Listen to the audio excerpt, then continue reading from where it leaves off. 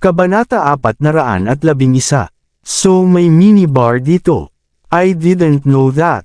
Nagulat si Flor. Kahit na isang buwan pa lang mula nang magsimula siyang magtrabaho dito kasama si Peter, itinuring niya ang kanyang sarili na alam ang lahat na pamilyar sa pagtatrabaho sa Sultry Night. Hindi siya nang ahas na pumasok sa silid ng VVIP at hindi niya alam na may kakaibang disenyo ang silid. Ako, ngayon ko lang din natuklasan ito. Sinubukan ni Charlotte na pigilan ang kanyang pagkataranta at palihim na sinulyapan si Zachary. Nasa phone niya pa rin si Zachary. Tila may masamang balita, at mukhang malungkot ang mukha niya. Mahigit kalahating buwan na ang nakalipas mula noong huli niya itong nakita. Parang pamayat siya. Matalas ang mata mo. Sige, gawin mo ang paghahanda. I'll open the red wine, sagot ni Flor. Okay. Kumuha si Charlotte ng 2 bucket ng yelo at inilapag iyon. Sa kabilang banda, binuksan na ni Flor ang red wine at magbubuhos na sana ng kaunti sa decanter. Pinigilan siya ni Charlotte at sinabing, "Teka lang. Mas masarap ang alak kung palamigan mo ang decanter, at may yelo muna." "Ganun ba?" tanong ni Flor na mahina ang boses. Oo, lumapit si Ben, at tinitigan si Charlotte mula ulo hanggang paa. She has a very good figure, pero itong uniforme. Ang costume na ito ay medyo maikli. Hayaan mo siyang hawakan ito. Sumenyas si Ben. At kaya, ibinigay ni Flor ang red wine at ang decanter kay Charlotte. Nakaluhod, sinimulan ni Charlotte ang pagdikant ng alak. Naglagay siya ng ilang ice cubes sa decanter at binigyan ito ng mahinang pagkalog. Pinaikot-ikot niya ang mga ice cubes sa buong decanter, ngunit napakaganda niya na walang hindi nais na mga ingay na ginawa sa lahat. Makalipas ang halos 1 minuto o higit pa, ibinuhos niya ang mga ice cube sa decanter at ibinuhos ang red wine sa decanter mula sa gilid nito. Panghuli, gumamit siya ng lighter para magpasabog ng maliit na apoy sa wine glass ni Zachary bago umikot ng ice cube sa loob nito. Bawat hakbang na kanyang ginawa ay tila makinis at may kumpiyansa. You're pretty skillful. Saan mo natutunan ito? Naguguluhan pa rin si Ben. Natutunan ko ito mula sa internet, sagot ni Charlotte, na inipit ang kanyang boses upang itago ang kanyang pagkakakilanlan. Sandaling sumulyap si Zachary sa kanya bago ibinalik ang tingin sa kanyang phone. Halata namang hindi siya nito nakilala. Ang panandaliang pakikipag-ugnay niya kay Zachary ay nagbigay sa kanya ng halo-halong damdamin. Habang nakahinga siya ng maluwag na nagawa niyang itago ang kanyang pagkakakilanlan, at medyo nadismaya siya na hindi na siya nito maramdaman ang presensya niya noong ilang linggo pa lang mula nang maghiwalay sila. Bumalik sa fairy tale land, nakita niya kaagad ito kahit na nagsuot ito ng malalaking damit at tinakpan ang sarili mula ulo hanggang paa. Parang nakalimutan na niya ako, ngayong kasama na niya si Sharon. You may take your leave, sabi ni Ben sa kanilang dalawa. Alam niyang mas gusto ni Zachary ang tahimik na kapaligirang may privacy. Yumuko si Flor at umatras ng lumabas ng silid.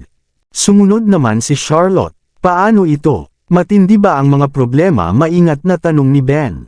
Walang dapat na problema. Dapat may nanggugulo sa programming ng ating produkto, sabi ni Zachary, na lalong nagsalubong ang mga kilay. Nandito si Bruce. Malalaman niya ang sitwasyon sa lalong madaling panahon. Nang makitang magandang timing na para ibigay sa kanya ang alak, ipinasa sa kanya ni Ben ang baso ng alak ni Zachary. Humigop si Zachary at nagtaas ng kilay. Ang sarap nito, he remarked. Nagulat ako na alam ng promoter kung paano gumawa ng medyo disenteng decanting. Siguro hindi lang siya promoter, sabi ni Zachary. Ano, bakit? Napakurap si Ben. Iilan lang ang makakaalam tungkol sa minibar na iyon dyan, wika ni Zachary at pagkatapos ay natigilan na parang may nangyari, at hinampis siya. Tumingin kay Ben, at sinabi niya, tawagin ang promoter. Oo, mabilis na lumabas ng silid si Ben upang hanapin si Flor.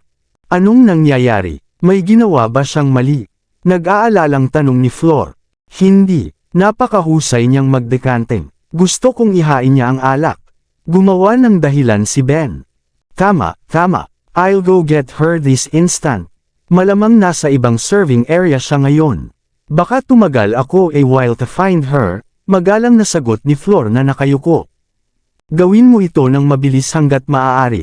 Nakuha ko.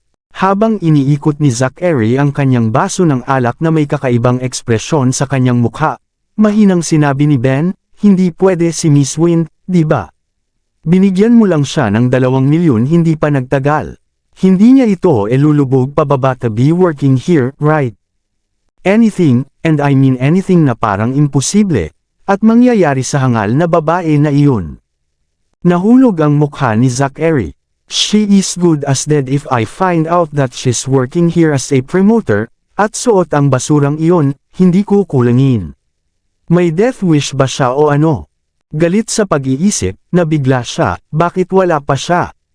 Sinabi ng punong tagataguyod na siya ay naglilingkod sa Section C, sinabi ni Ben ang kanyang bawat salita. Tinanong ko ang punong tagataguyod upang hanapin siya. Hanapin mo siya, hiling ni Zachary. Oo, sir. May kumatok sa pinto ng papalabas na si Ben. Pumasok ka. Si Ben ay nagmamadaling sagot. Pumasok ang isang babaeng promoter. Nakasuot siya ng parehong damit at estilo. Ang tag sa kanyang chest ay 118, kapareho ng babae na nakita nila ilang sandali lang ang nakalipas. Gayunpaman, ang isang bagay ay hindi lubos na nagdagdag. Sir, paano kita matutulungan? Nanatiling nakayuko ang dalaga at magalang na bumati. Gayunpaman, nanginginig ang kanyang mga binti sa sobrang kaba. Flashback sa 10 minuto ang nakalipas. Si Charlotte at Olivia ay naglilingkod sa Section C. Si Flor ay sumugod sa kanyang tabi at sinabi sa kanya na pumunta sa private room sa lalong madaling panahon dahil may VIP na humihingi sa kanya. May kutob si Charlotte na may mali noon. May na-realize siguro si Zachary. Mababuking ako kung pupunta ako sa private room ngayon.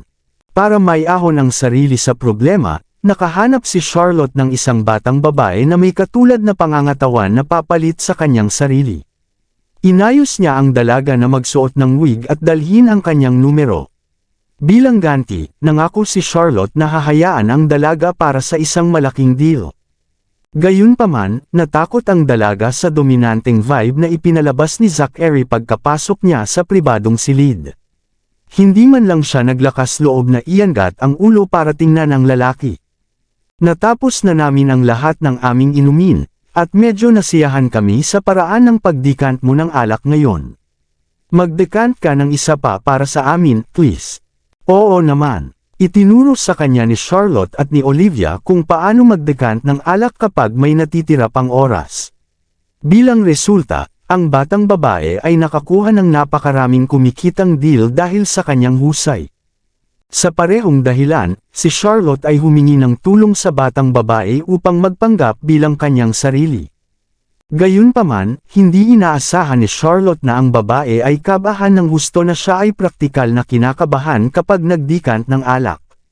Halos mabuga pa ng huli ang inumin ni Zachary. Lumabas ka, putol ni Zachary sa malamig na tono. Oo, maamo na sagot ng dalaga at tumakbo papunta sa pinto. Parang, pinutol ni Zachary si Ben, hindi siya iyon. Isang sulyap lang ay alam na niyang hindi ganoon ang dalaga kay Charlotte. Naninindigan siya na hindi man lang natakot si Charlotte sa kanyang sarili. Siya ay palaging kalmado at kalmado sa harapan ko. Iyon ay kung paano niya nagawang magdekant ng alak ng may ganoong kagandahang loob ngayon. Gayunpaman, hindi masasabi ni Zachary ang parehong para sa ibang mga babae. Kahit papaano, lagi nila siyang nahahanap na natatakot at malilikot sa harap niya. Sa kabila ng pagkakaroon ng katulad na mga kasanayan sa dekantang, ang kanilang nerbyoso na mga ugali sa harap niya ay isang patay na giveaway. Tapos, yung kanina, napatayo bigla si Zachary bago natapos ni Ben ang kanyang pangungusap. Nagtungo siya sa pinto sa isang mabilis na bilis. Agad namang sumunod si Ben sa likod niya. Samantala, nagtago si Charlotte sa Section C. Lumapit sa kanya si Christy at humagulgol, Charlotte, nakakatakot ang lalaki sa private room, nanginginig na ako pagkapasok ko sa kwarto. Hiniling sa akin ng kanyang nasasakupan na magdekant ng alak, at umorder siya na aalis na ako bago ko pa ito matapos. Pinahirapan ka ba niya? Nag-aalalang tanong ni Charlotte. Hindi talaga, sabi ni Christy habang umiiling. Pagkatapos, nagpatuloy siya sa pagkuha ng isang stack ng pera mula sa kanyang bra and said animatedly, "Inabot sa akin ng bodyguard niya ang isang stack ng cash nang lumabas ako kanina lang, bilangin mo, eksaktong 10,000. What on earth? Ganyan ba talaga ang tip niya sa'yo?" Si Olivia ay naging berde sa inggit. Damn, bakit hindi niya ako binigyan noon? Nainggit si Charlotte sa swerte rin ni Christy. Haha, mayaman na ako. Naglabas si Christy ng 4 na bill at binigyan sina Charlotte at Olivia ng tig-2. Para sa inyo ang mga ito guys. Olivia, salamat sa pagrekomenda sa akin na magtrabaho dito. Charlotte, salamat sa pagpapadala sa akin sa pribadong silid. Dahil napaka mapagbigay mo ng tip, sa tingin ko hindi mo na kailangan ng ibang bill, tama? Ngumisi si Charlotte. Siyempre, kailangan ko pa rin ang bill na iyon. Si Christy ay lalong sensitibo pagdating sa pera. Literal ako noon na itinataya ang aking buhay sa pamamagitan ng pagpapanggap sa iyo pabalik sa pribadong silid. Hindi mo alam kung gaano ako kinakabahan ngayon. Nasa lalamunan ko na ang puso ko. Bago pa matapos si Christy, kinulot niya si Charlotte at nagmamadaling sinabi, "Charlotte, ang lalaking mula sa pribadong kwarto ay papunta sa direksyon ng room natin." Lumingon si Charlotte at napansin niya na si Zachary pala ang papunta sa kanila kasama sa kanyang daan ay nakasunod sa kanya ang mga bodyguard. Hindi ba siya ang lalaki mula sa hapunan noong nakaraan? Nakilala agad ni Olivia ang lalaki. Ang lalaki ay halos sentro ng atensyon sa hapunan sa Ashenville Garden noong nakaraang pagkakataon, isang tao na kahit na ang mga maharlika ay sinusubukang patahimikin. Siya dapat ay ilang big shot. Ano ang dapat kong gawin? Nawala ang lahat ng kulay sa mukha ni Christy habang nanginginig ang kanyang mga binti. Nalaman na ba niya na ako ay nag-impersonating you and he's here to teach me a lesson? Huwag kang mag-alala. Nang mapansin niyang nanginginig si Christy, hindi niya napigilan ang sarili na kaladkarin ang huli sa mas magulo. She exchanged her number with her and dismissed her, "Go on with your work. I'll handle ito." Okay. Then, kumaripas na ng takbo si Christy. "Charlotte, nasaktan mo ba ang lalaki?" Tanong ni Olivia sa tonong nag-aalala.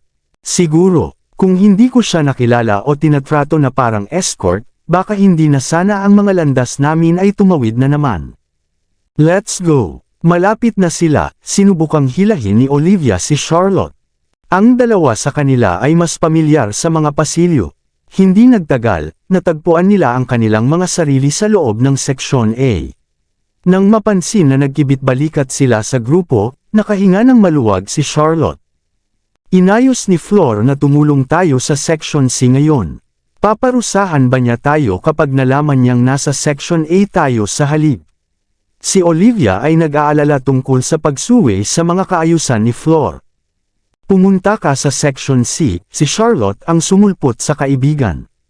"Huwag kang mag-alala, magiging okay din ako." "Sige, hindi ka na mahahanap ng lalaki ngayon. Ang daming customer dito sa Section A, at ayos lang para sa iyo na pumunta dito at e-back up ang mga ito, o sumunod lang sa linya ng ilang regular na may humihingi sa iyo o ano." "Oo naman." Tinatawag agad si Charlotte pagkaalis ni Olivia. Ang sultry night ay palaging abala sa mga customer. Halos fully booked na ang bawat gabi. Maliban kung isang gumawa ng paunang reserbasyon, kung hindi, halos imposibleng makakuha ng silid sa club.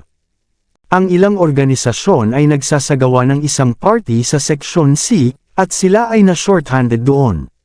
Iyon ang dahilan kung bakit inayos ni Flor na pumunta doon sina Charlotte at Olivia ng gabing iyon.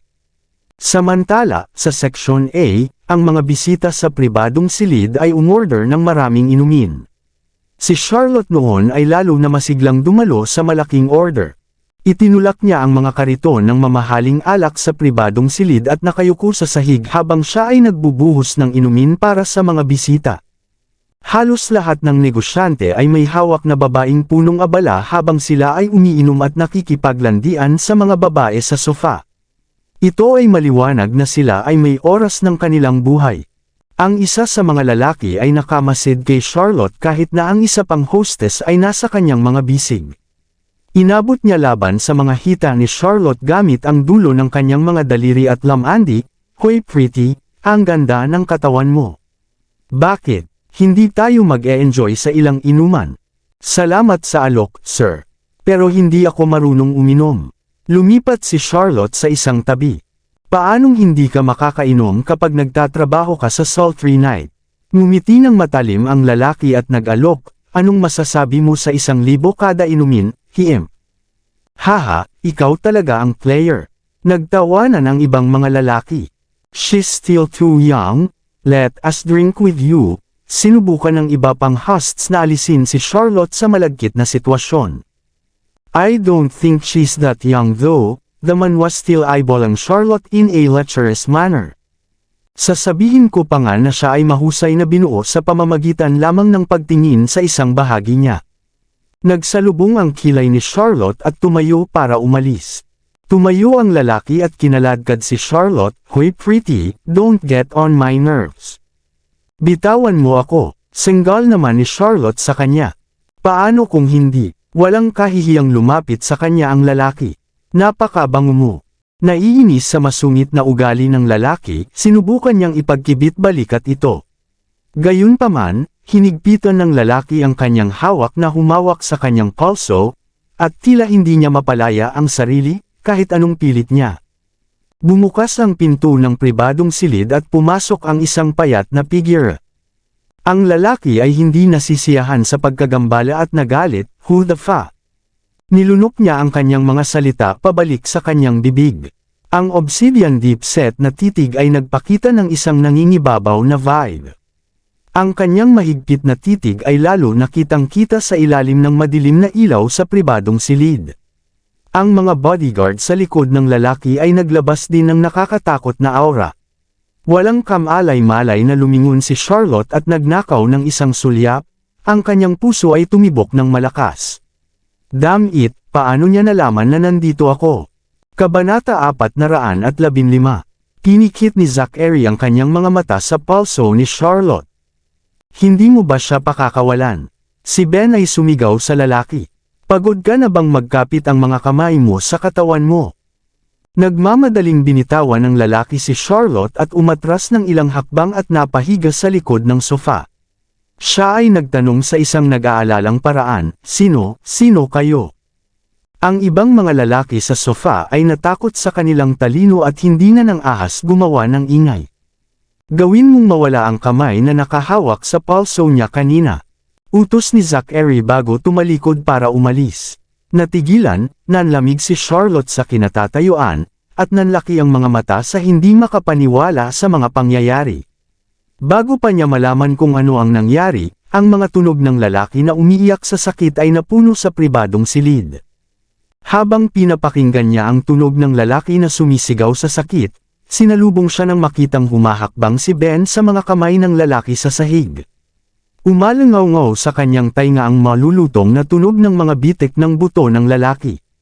Sumeryoso ang mukha ng lalaki sa sobrang sakit. Sinubukan niyang pilitin ang sarili na makalaya ngunit walang pakinabang. Ang ibang mga tao sa pribadong silid ay namutla sa nakita habang sila ay umatras sa isang sulok, at hindi naglakas loob na magbitaw ng kahit isang salita. Ang mga hostess ay hindi pa nakakita ng anumang katulad nito at nanginginig sa takot habang tinatakpan nila ang kanilang mga mata. "May death wish ka." Sumimangot si Ben sa lalaki at binawi ang paa nito. Bumagsak ang lalaki sa sahig at nahimite sa matinding sakit. Natigilan si Charlotte at nanlamig sa lupa. Ilang sandali pa ang lumipas at hindi pa rin siya nakakabawi sa katahimikan. "Ano pang hinihintay mo? Halika dito," sabi ni Ben. Hanggang ngayon, hindi pa rin sigurado si Ben na ang makulat na babaeng nakatayo sa harapan niya ay si Charlotte Wind. Pinilit ni Charlotte na maalis ang kanyang iniisip at sumunod kay Ben. Isang pakiramdam ng kaba ang bumalot sa kanya habang papunta sila sa pribadong kwarto ni Zachary. Nagkaroon ba siya na nakilala ako? Paano niya ako parurusahan kung nakilala niya ako? Hindi nagtagal, nakarating na sila sa private room ni Zachary. Tahimik niyang ninanamnam ang kanyang inumin sa sofa. Mukha siyang kalmado, ang kanyang mga mata ay medyo namumula. Tumayo si Charlotte sa pasukan dahil hindi siya naglakas loob na pumasok sa silid. "This way, please," sumenya si Ben na pumasok siya. Wala siyang pagpipilian kundi ang pumasok sa pribadong silid, patungo sa gitna, at tumingin na nag-aalala kay Zachary. Gayunpaman, hindi siya pinansin ni Zachary habang tahimik itong humigop sa kanyang inumin. Matapos niyang maubos ang inumin sa kanyang kamay, inilapad ni Zachary ang inumin sa kanyang kamay, at tuluyang binawi ang kanyang mga labi para utusan siya, "Maghugas ka na ng kamay." Natigilan si Charlotte, ngunit nagpaubaya siya at pumunta sa likod at naghugas ng kamay. Si Ben naman ay nabigla. "Tapos na ako," sabi ni Charlotte sa maliit na boses pagkatapos niyang matapos. Hindi niya alam kung ano si Zachary ang susunod na gagawin. "Magdekant ka ng isa pang bote," sinenyasan siya ni Zachary gamit ang baba. Yumuko si Charlotte at nagbukas ng isa pang bote ng red wine para ibuhos ito. All the while, ni minsan ay hindi iniiwas ni Zachary ang kanyang tingin sa kanyang palso. Alam na alam ni Charlotte ang mga dahilan kung bakit hinihiling niyang maghugas siya ng kamay. Una, itinuring niya siya na madumi ang palso matapos itong hawakan ng isang lalaki. Pangalawa sa lahat, sinisikap niyang kilalanin siya sa pamamagitan ng pagpuna sa sugat sa kamay niya. Sa kabila ng kaba, natuwa talaga siya na may sugat sa likod ng kamay niya na gumaling at hindi nag-iwan ng anumang peklat. Gayunpaman, malinaw at nakikita pa rin ang peklat sa kanyang mga palad dahil sa pagkapaso ng tabako. Hanggat hindi niya binaliktad ang kamay niya para tingnan, lingid talaga sa paningin niya ang palad nito sa pagdikant ng alak.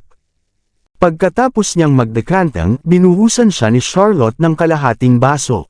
Pagkatapos, tumayo siya at umatras ng ilang hakbang, at nanatiling tahimik habang pinipigilan ang kanyang ulo na mababa, at naghihintay sa kanyang susunod na pagtuturo. Ni minsan ay hindi niya iniangat ang kanyang ulo at tiningnan siya sa mga mata. Si Charlotte ay cool bilang isang pipino sa buong palitan. Walang sinabi si Zachary. Kinuha lang niya ang baso at tahimik na humigop ng alak. Samantala, si Ben ay nakakunot ang kanyang mga kilay, at nalilito sa tanawing nasa harapan niya. Ano ang sinusubukang gawin ni Mr. Noct? Si Miss Wind ba talaga itong babaeng ito? Hindi nagtagal si Zachary ay naubos ang kanyang alak. Walang pag-aalinlangan, sinabi niya, "Maaari ka nang umalis." Ha! Natigilan na naman si Charlotte. So nakilala niya ba ako, o hindi? Bakit hindi niya ako ini-expose kung nakilala niya ako? Bakit niya sasayangin ang lahat ng effort na iyon para hanapin ako kung hindi naman siya sigurado? At bakit niya nabali ang kamay ng lalaki noon? "Umalis ka na," bulalas ni Zachary. Nagmamadaling sinenyasan siya ni Ben na umalis, "This way please." Yumuko si Charlotte sa kanya at tumalikod para umalis. Pagdating niya sa pinto, kumuha si Ben ng ilang stacks ng cash at iniabot sa kanya. "Salamat para sa iyong pagsusumikap. Dapat mga 50,000 dito." Kung may malalaking kamay si Ben, seryoso kong iniisip na bibigyan niya ako ng higit pa. Tuwang-tuwa si Charlotte sa pagkuha ng marangyang tip. Pagkalabas ng trabaho, ginamot niya sina Olivia at Christy ng hapunan. Naging berde sa inggit si Christy matapos malaman na nakatanggap ng malaking tip si Charlotte. Sa kabaligtaran, tuwang-tuwa si Olivia sa mabuting balita. Sa bilis ng takbo ng mga bagay, sila ay makakapag-ipon ng sapat, at sa hinaharap, sila ay hihinto na sa pagtatrabaho sa sultry night ng mas maaga. Gayunpaman, iba ang iniisip ni Christy. Talagang nagustuhan niya ang pagtatrabaho sa sultry night, na sinasabing ito ay mabilis at madaling pera. Nais ng batang babae na makaipon ng sapat para makabili ng property sa H-City. Hindi lang iyon, pero umaasa rin siya na kahit papaano ay may makikilala siyang mayaman habang nagtatrabaho sa sultry night. Siya ay napagtanto ang kanyang layunin na maging asawa ng isang mayamang tao. Olivia burst sa kanya at sinabi sa kanya na ang pagiging isang asawa ng mayaman ay hindi lahat na nasa sikat ng araw. Sa kabilang banda, hindi inisip ni Charlotte na may problema sa mga adhikain ni Christy. Pagkatapos, nagpa siya sina Olivia at Charlotte na bisitahin ang ina ni Olivia sa 2:00 ng hapon sa susunod na araw. Pagkatapos ay naghiwalay na ang tatlo. Magkasamang umupo ng bahay sina Olivia at Christy. Mag-aaral sila sa umaga at pagkatapos ay nagtatrabaho sa sultry night sa gabi. Kahit na mahirap, alam nilang nagsusumikap sila para matupad ang kanilang mga pangarap. 5:30 na ng umaga nang makarating si Charlotte sa bahay. Pagkatapos maligo at nagpalit ng bagong damit, naghanda siya ng almusal para sa kanyang triplets at nagsulat pa ng sticky notes para sa kanila. Dear Robbie, Jamie, and Ellie, naging abala si Mommy sa trabaho nitong mga nakaraang araw at hindi gaanong nagkakaroon ng oras na makasama kayo. Tuwang-tuwa si Mommy na naging behave kayo, at pumapasok sa paaralan tuwing araw kasama ang mga nurse. Nangangako ako na gumugol ng mas maraming oras sa inyo pagkatapos nito. Nagmamahal, Mommy. Pagkatapos ay dinala ni Charlotte ang kanyang pagod na katawan pabalik sa silid at nahulog sa isang malalim na pagkakatulog. Halos 5 oras na lang ang natitira para matulog mula nang pumayag siyang makipagkita kay Olivia sa City Hospital sa isang 12:00 ng hapon. Dumating na ang tatlong nurse para kunin ang triplets ng gising na ang tatlo, at sinabi iyon sa kanila. Talagang naghanda si Charlotte ng almusal para sa kanila. Masisiyahan sila sa almusal kapag sila ay kumain. Tuwang-tuwa ang triplets dahil matagal na silang huling nag-almusal na inihanda ni Charlotte. Tuwang-tuwa sila nang makita ang masasarap na almusal at sulat kamay na sulat na inilatag sa mesa. Pumasok ang triplet sa kwarto ng kanilang ina at hinalikan ito sa pisngi. Tapos, sila ay isinara ang pinto sa likod nila at nag-enjoy sa kanilang almusal. Bago umalis, nag-iwan din si Robbie ng sticky note sa mesa para kay Charlotte. Para kay Mommy, mahal ka namin. Mahal, Robbie. Robbie, huwag mong kalimutang isama ang pangalan ko sa tala. Nag-tiptoed si Ellie para tingnan mabuti ang sticky note. Ako rin, mahal ko rin si Mommy, paalala rin ni Jamie kay Robbie. Natatakot na baka na-miss ng huli na lumabas ang kanyang pangalan. Mahal ko Mommy, mahal ko Mommy. Binalik ni Fifi ang mga salita ng triplets sa kanila. Sumenya si Ellie na patahimikin si Fifi. Tiningnan niya ang loro na may mabagsik na mukha. Fifi, huwag mo nang gisingin si Mommy, okay? Tinakpan ni Fifi ang tuko nito gamit ang mga pakpak nito, na sinasalamin ang kilos ni Ellie. Ang loro ay natulog ng maraming araw pagkatapos malasing noong nakaraang pagkakataon. Gayunpaman, ito ay nakuha lalo na naging madaldal mula nang ito ay tumano. I think it's better that we bring Fifi to school, sabi ni Jamie habang nakakunot ang kanyang noo. Kung hindi, ito ay gigisingan lang niya si Mommy. Pumapayag ako. Itinaas ni Ellie ang matambok niyang mga kamay. Oo naman, tumango si Robbie at sinabi sa nurse, Nurse, maaari mo ba akong tulungang buksan ang hola? Oo naman. Pagkatapos ay tumungo ang nurse sa balcony para buksan ang hola ni Fifi. Pagkatapos ay ikinumpas ni Fifi ang mga pakpak nito at damapo sa mga balikat ni Robbie habang hinihimas nito ang mabalahibong ulo nito sa gwapong maliit na mukha ni Robbie. Robbie. Tumahimik ka, babalan ni Robbie kay Fifi. Ihahatid na kita sa school ngayon. You have to behave, okay? Okay, tuwang-tuwa na bulalas ni Fifi, at masaya na sa wakas ay nagkakaroon na rin ito ng pagkakataong pumunta sa kindergarten kasama ang triplets. Ang ganda ni Fifi. Nagliwanag ang mga nurse nang makita nila ang masiglang kilos ng loro. Pupunta tayo sa paaralan ngayon. Nagising si Charlotte sa sulat kamay na sulat ng triplets at nakaramdam ng mainit na malabong pakiramdam sa kanyang puso. Ito ay halos 20 araw mula nang siya ay tinanggal mula sa Divine Corporation. Maaari lamang siyang magkaroon ng isang mabilis na hapunan kasama ang kanyang triplets dahil kailangan niyang lumabas ng hating gabi hanggang kinaumagahan para sa kanyang trabaho sa maalinsangan na gabi. Hating gabi na nang makauwi siya mula sa bahay, na naging imposible para sa kanya na makipagkwentuhan sa kanyang mga anak dahil sila ay mahimbing na natutulog. Gayunpaman, labis siyang natutuwa na naunawaan ng kanyang mga anak ang kanyang mga problema at kumilos ng maayos. Gayunpaman, nakaramdam pa rin si Charlotte ng pagkakasala sa hindi niya kasama para sa kanyang mga anak. Sa puntong iyon, lahat ng gusto niya ang dapat gawin ay kumita ng sapat na pera para pambayad sa pagpapagamot ni Mrs. Berry.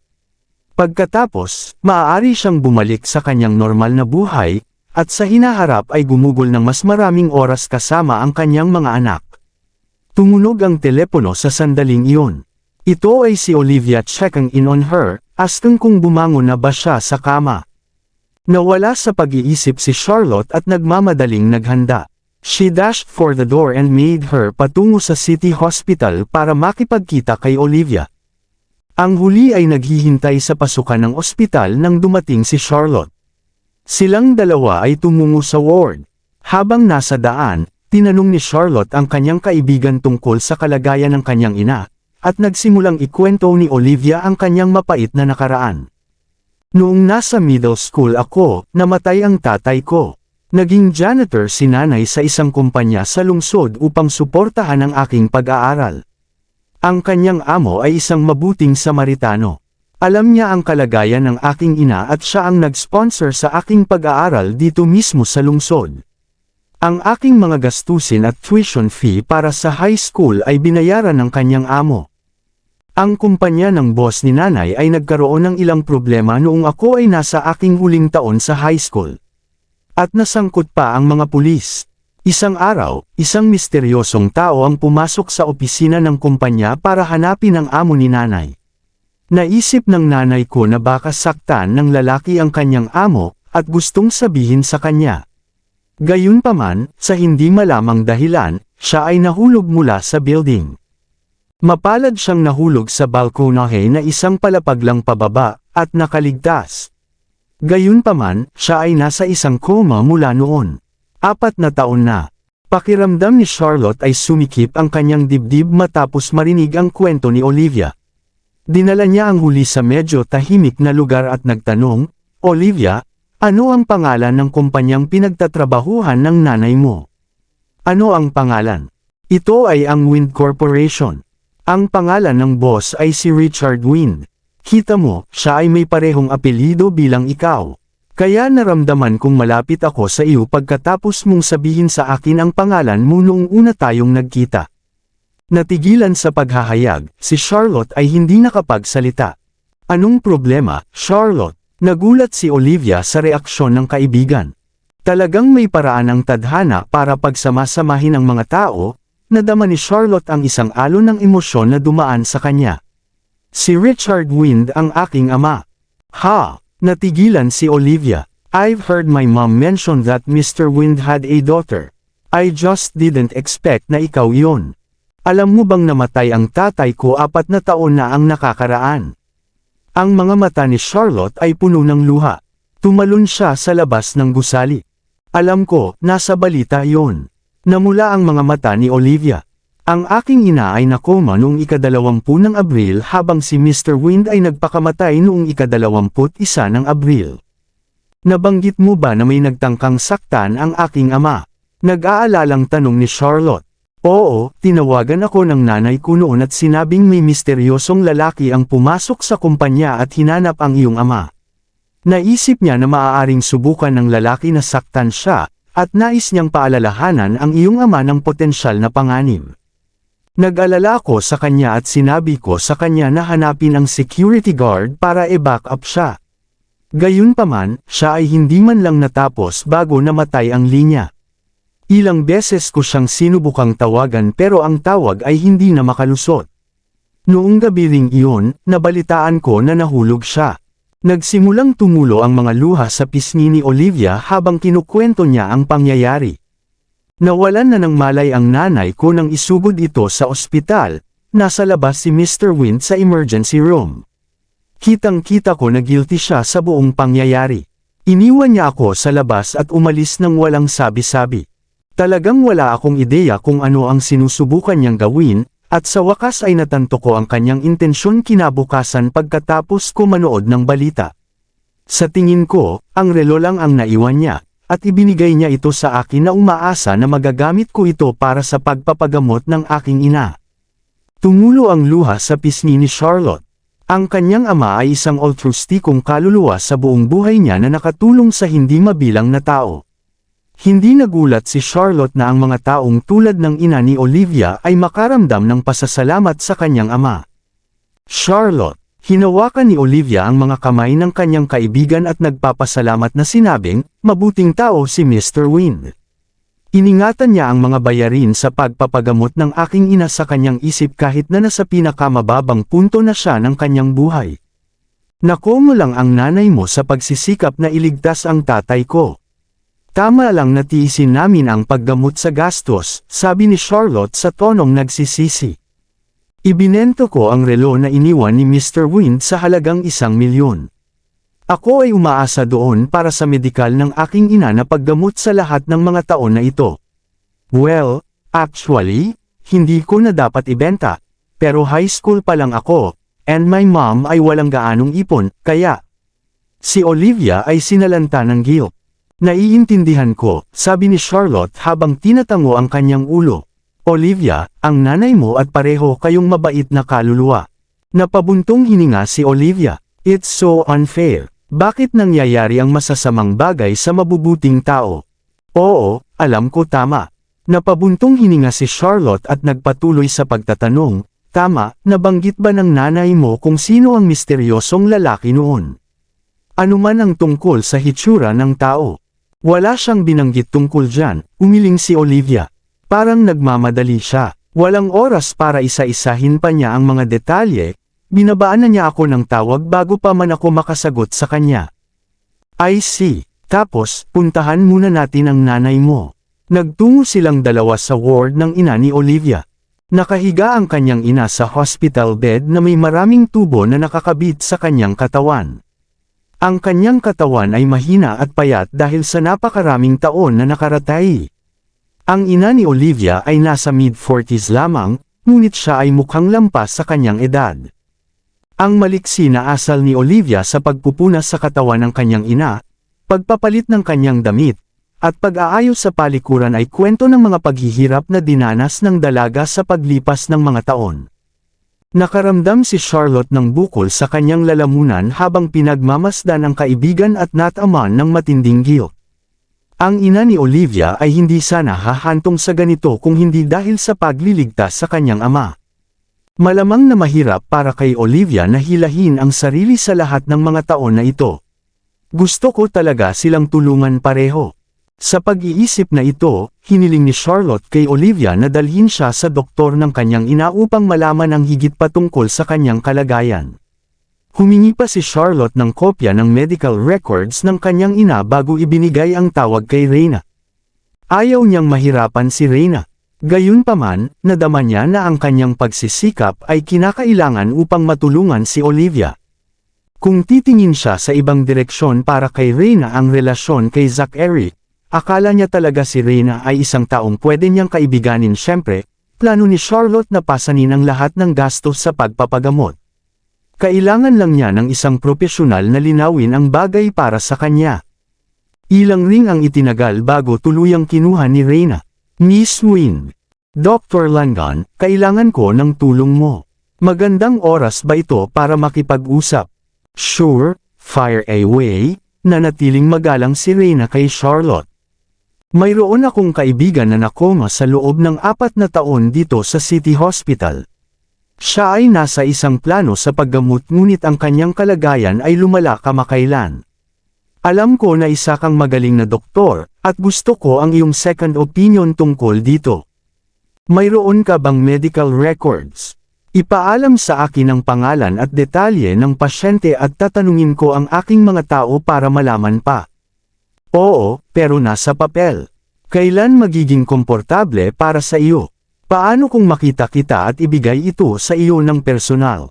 Ayaw ni Charlotte na ibunyag ang napakaraming impormasyon ng ina ni Olivia kay Reyna. Baka nangyari yun ang insidente noon ay may kinalaman sa pamilya Noct. Isang background ng paghahanap sa ina ni Olivia na mailantad ang lahat.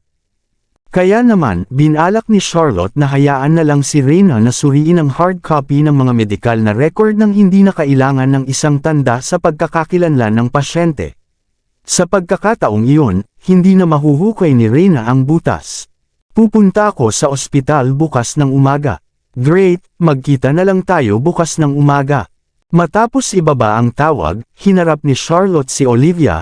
Ang kaibigan ko ay isang mahusay na doktor. Marahil magkakaroon siya ng ilang mga insight tungkol dito. Huwag kang mag-alala, okay. Salamat, Charlotte. Labis ang pasasalamat ni Olivia. Well, para sa mga kaibigan yan. Huwag kang pawisan. Tinapik ni Charlotte ang kanyang mga balikat at sinabing, susubukan ko ang aking makakaya para matulungan ka.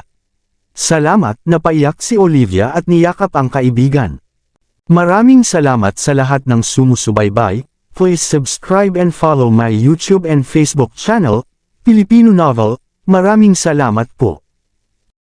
Mula nang malaman ni Olivia na si Charlotte ay talagang anak ng kanyang benefactor, siya ay kailanman naging mas palakaibigan sa huli.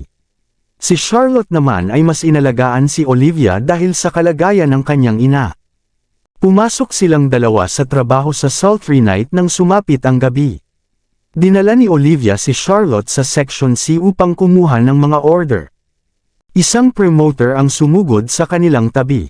Olivia, ang customer sa C28 ay humingi ng 118 sa iyong serbisyo. Ibinaba ni Charlotte ang kanyang ulo para tingnan ang kanyang numero. She was 118. Lahat ng promoters dito ay nakasuot ng mukha ng mga mask, at nakikilala lamang sila sa pamamagitan ng mga tag ng numero sa kanilang dibdib. Sino ito? Si Olivia noon ay mausisa. I think he's your regular, nakangiting sabi ng promoter.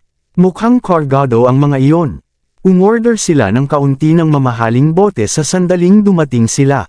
Gusto kong kumuha ng higit pang mga order para sa kanila ngunit hiniling kanila sa halip.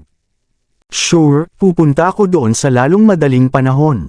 Kinaladkad ni Olivia si Charlotte doon nang marinig niyang may load ang customer. May mga regular din na customer ang mga promoter. Natagpuan ni Charlotte ang ideya na medyo nakakatuwa dahil hindi nila gagawin na ipakita ang kanilang mukha sa mga customer. I don't think so. Ang mga hostess lang ang may regular since ang mga promoters ay laging palipat-lipat sa section to section, walang pakialam na sagot ni Olivia. Kung gayon, bakit tayo tinatanong ng customer? Hinila ni Charlotte ang kaibigan. May mali dito. Sa tingin ko, magiging okay na. Pinalakas ni Peter ang seguridad sa paligid at binigyan tayong lahat ng walkie-talkie bawat isa. Tawagan lang natin ang security kung may mangyari at andito sila sa isang heartbeat. Pera lang ang nasa isip ni Olivia noon habang mabilis siyang tumakbo patungo sa C28. Natatakot si Charlotte na masangkot sa gulo ang kaibigan at sinundan na lang siya. Magandang gabi, Ginoo. Masiglang bati ni Olivia sa mga lalaki. Paano ako makakatulong? Natahimik siya nang makita ang lalaking nakaupo sa sofa. Ito ang lalaking nagpakita noong siya ay kasama si Jackson noon, si Marshall Brady. May kasama siyang 6 na bodyguards ngayon. Well, we meet again. Humihit-hit si Mr. Brady sa isang tabako habang hawak niya ang isang baso ng alak sa kanyang kamay. Ang walang pakundangan na sinabi ng lalaki. Ang swerte mo noong nakaraan. Natatakot ako na hindi ito mangyayari sa pagkakataong ito.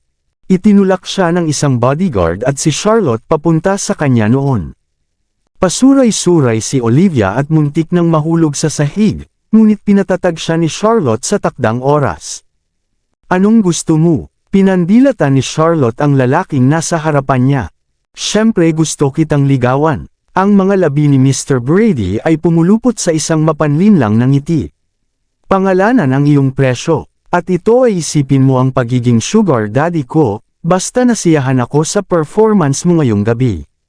Nakakadiri ka. Naiinis sa malaswang pananalita ng lalaki, pinandilatan ni Charlotte ang lalaki habang siya ay nagtangkang lumabas ng kwarto kasama si Olivia. Gayunpaman, nilock ng isang bodyguard ang pinto sa likod nila habang inagaw ng isa pang bodyguard ang walkie-talkie na hawak ni Olivia. Anong ginagawa mo? Tumayo si Charlotte sa harap ni Olivia, at sinusubukang protektahan ang kanyang kaibigan.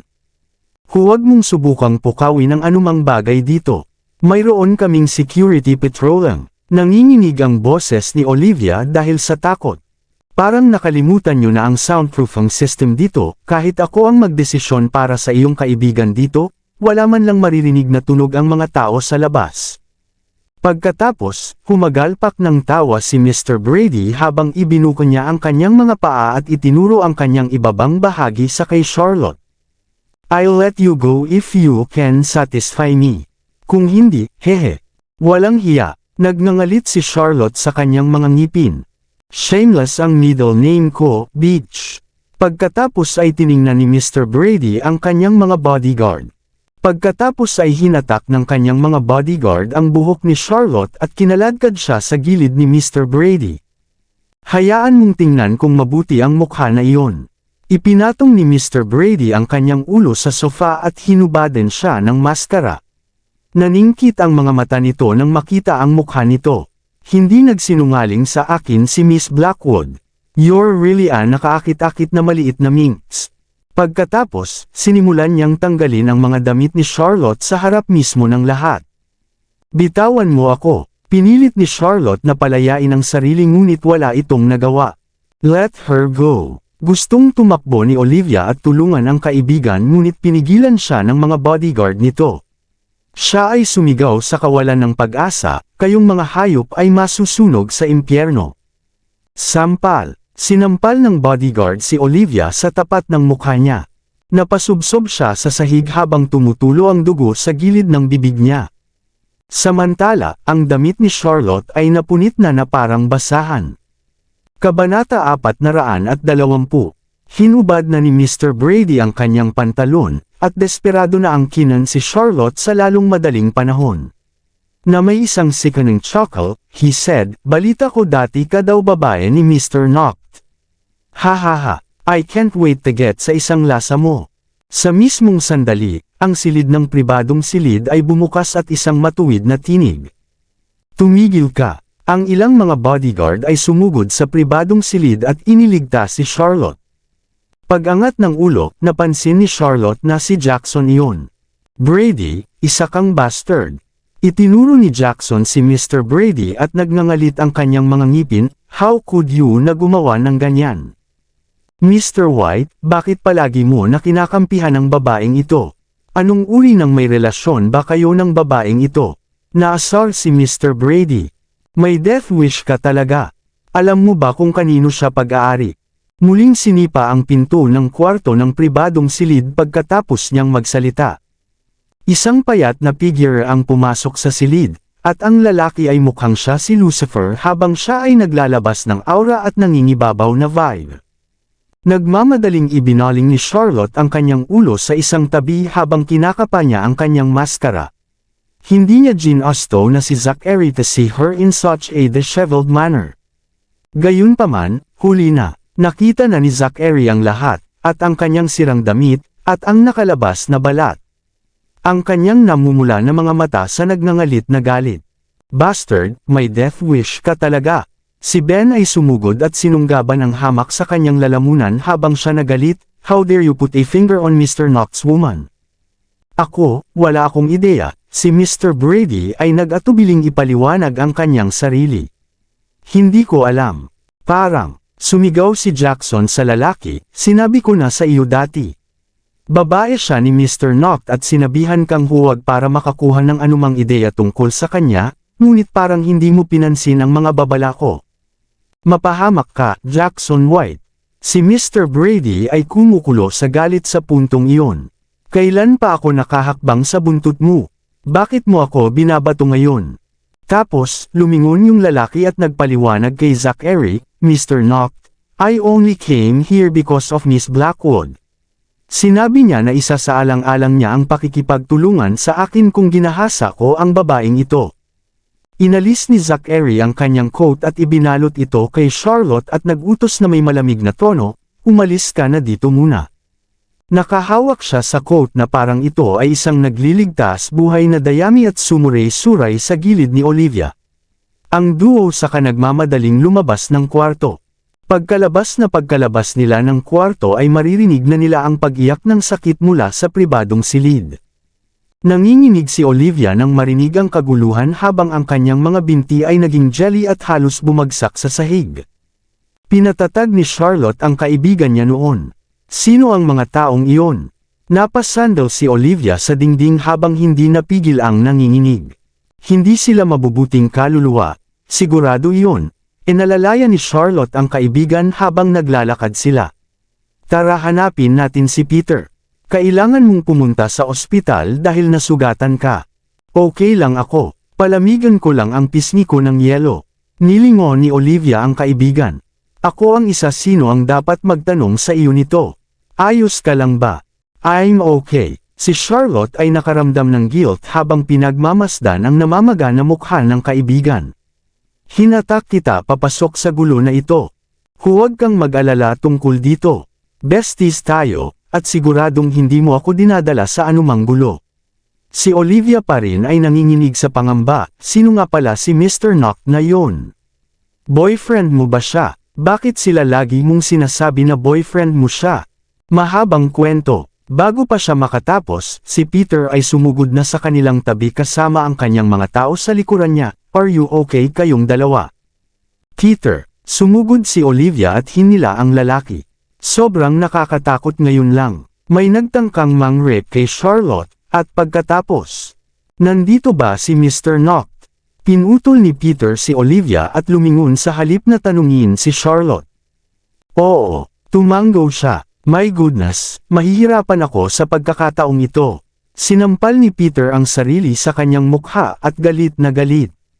I thought you guys had broken things off for real. Damn it, dapat hindi na kita hinayaan na manatili sa huling pagkakataon. I'm sorry, ililinawin ko sa kanya ang mga bagay-bagay at sasabihin ko sa kanya na huwag kang ilagay sa mahirap na posisyon, nagmamadaling sabi ni Charlotte sa kanya. Naipit ka na sa pagitan ng isang bato at isang matigas na lugar. Sigurado ka bang kaya mo pang makiusap para sa iba? Isang malamig na boses ang umalangaw mula sa malayo, na nagpapadala ng mga alon ng malamig na hangin sa pasilyo, at tila sila ay nasa impyerno.